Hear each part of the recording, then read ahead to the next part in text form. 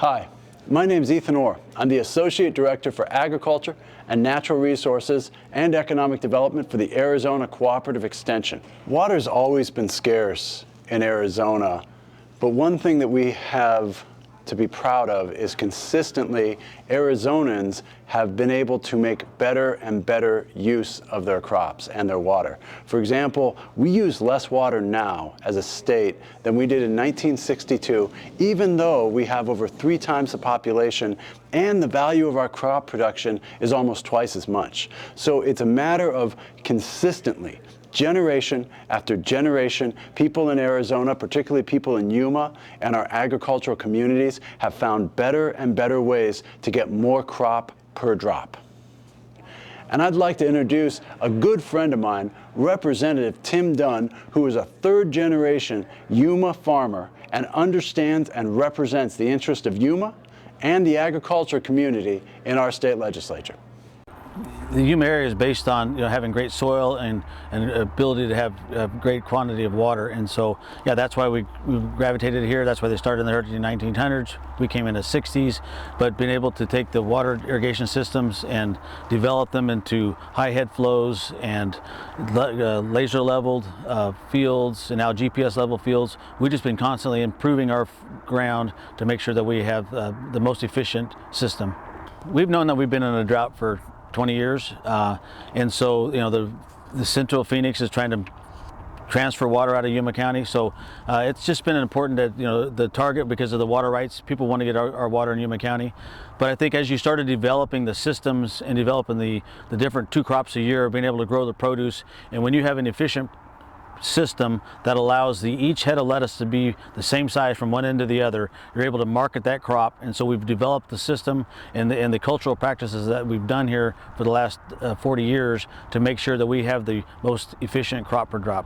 The reality is that we need to be looking for future cuts. So we're trying to make sure that we do additional savings. Whenever you're already over 85% efficient here in Yuma, what can we do to get more crop per drop? What can we do to add drip systems, additional water saving tools that allow us to get higher production? Last year in the discussions at the Capitol, there was $30 million I asked for to be a statewide program to the Cooperative Extension to convert from flood to drip, try to get efficiencies so that we can take growers throughout the state to try to bring them to the level that we're doing here in Yuma. But it also will allow growers here in Yuma to take what they're doing on their fields and convert those furrow irrigations to a drip system, kind of like the one that's standing behind me, to try to get more crop per drop, save some water, but yet increase our production. So that's what we're working on, but statewide basis for all crops. Here in Yuma, with the vegetables we have, it's going to be, it'll take a little bit of time, a little bit of experimentation, and that's what we have this grant for, is trying to figure out how we adopt and do things differently, because we are so efficient and we have different growing patterns that we're making sure we're on time with the product at the right time and the right quality. But there is up on the mesa, it might be a little easier to convert that faster. But this system is designed, the grant's designed to go across the state, Cochise County, Mojave County, Pinal County, Maricopa County, trying to be able to utilize what adapts to their area the best. Sign up for 3 years, it's $1,500 per acre, and you meet the benchmarks, and then the benefit is that you are able, if we have on some coming cuts, that you're already ready for those cuts. We can continue to grow the crops we're growing without being able to be ready for a 6/10 of a cut or 1 acre-foot cut. And so not only in the produce, but also utilizing some of these drip systems in the secondary crop, whether it's a cotton or alfalfa or some other things like that. So it's for all crops.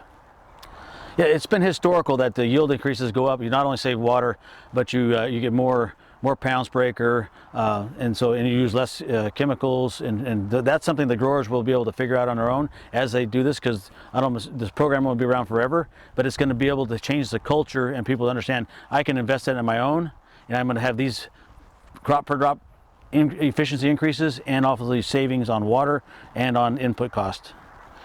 I'd like to introduce a good friend of mine, Priya. She's in the state Senate representing North Tucson, talking about how we can more effectively use water in our cities and our communities.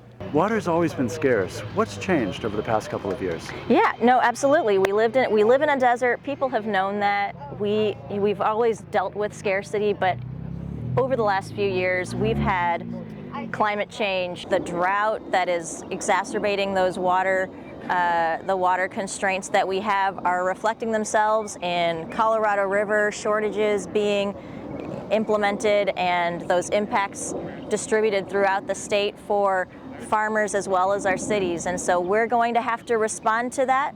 That has really motivated people to grapple with what is our water supply, what is our water use looking like, and so that's where it's great that we have the innovative tools and the partnerships that the university has been in with farmers in the area across Arizona to be able to more efficiently use the water that we have and be able to free up those water resources for other uses. You know, another thing we were talking about, because we have very innovative programs on the agricultural side, and you were just telling me some of the things that the city of Tucson is doing and some of the innovative ways that they're conserving water. Could you tell me about that? Sure. So this is actually something that we heard a bill in committee today that follows on a pilot project that Tucson Water did along with the Department of Environmental Quality and some innovative gray water solutions that would help connect the water from the showers directly to the toilets, so that we can limit the amount of fresh drinking water that goes into the toilets to be to ultimately wasted. And so these are great ideas. Tucson Water led that pilot project for single-family residences. The bill today would allow ADEQ, the Department of Environmental Quality, to regulate that on a broader basis and allow that to be used elsewhere. And I think ultimately what we want to see is more density. So let's also start talking about using that technology in our higher density residential housing as well as commercial properties. That makes a lot of sense. One other thing that we were talking about is some of the unintended consequences of not having proper water harvesting or water calming, and what are some of the benefits of that? Yeah, absolutely. We've got to start thinking holistically about water, where it's coming from, where it's going. If we aren't planning all of that when we build our residential structures, as we have in the Catalinas, right? We need to make sure that we're accounting for where the water's coming, flood control measures to ensure that the water is going in the places that they need to, but also let's talk about the incentives to capture any water falling on that property to be used on property and also to be available for recharge purposes. Senator, thank you so much for your time. Do you have any other thoughts or questions for us about water or the way that the state and the university are working with agriculture or our urban areas? I would just have to say thank you all so much. The university has always been leading in the forefront of providing those innovative solutions, partnering with farmers, especially to maintain Yuma as that winter agricultural capital of the world, at least of the nation. Thank you for all that good work. Let's keep it going. We've got the legislature is here to support. We've got funds that we want to provide to help farmers access more efficient methods of water delivery, and so that's what we're here to support through funding as well as good water policy so that we can have that holistic, sustainable use of water going into the future in Arizona. Thank you so much. Yeah. I want to introduce a good friend of mine, Chris Udall. He is the Executive Director of the Arizona Agro-Business Water Council. They represent our farmers and our irrigation districts. As many of us know, our farmers are using water efficiently and effectively to give us the most crop per drop, and groups like the Agro-Business Water Council are helping advocate for them and create ways where we can more effectively use our water. First off, the Agribusiness Water Council of Arizona, we were established back in 1978 to respond to proposed water legislation, which was the Groundwater Management Act. And the goal of our organization and our members, which are predominantly irrigation districts, is to stretch our water supplies, increase our yields using less water, always looking for opportunities to innovate. And that's happened over the last decades. We've been able to increase double yields using less water. We're extremely grateful for our partnership with the University of Arizona. We're very supportive of legislation that's currently going through to add additional funds to on-farm efficiency, a bill that's sponsored by Representative Tim Dunn of Yuma. We think anytime there's funds that are able to go to stretch water supplies further, to work on innovation, to partner with the University of Arizona or YCETA in Yuma. The farmers, I know, collaborate directly with YCETA to look at ways to innovate, to just make their on-farms water use efficient, because it's such an expensive resource. And during the last 20 years of a mega drought, it's important and desirous on our part that we still want to continue farming. We don't want to fallow lands. 300 million people depend on parts of Arizona for their leafy greens from November to April. Everybody eats and they're involved in agriculture. The hard part is getting that message across to generations removed from the farm. There's a disconnect, a huge disconnect, and oftentimes I think we preach to the choir, but sometimes we find glassy eyes when we try to explain just what it takes to grow crops and feed the country and the world. We're trying to break that barrier. There's a lot of advancements. In some areas I don't know how much more efficient you can be. Every farmer, they'll look at everything that's out there. If they can improve, increase their yields, their profit, using less water, they'll do it.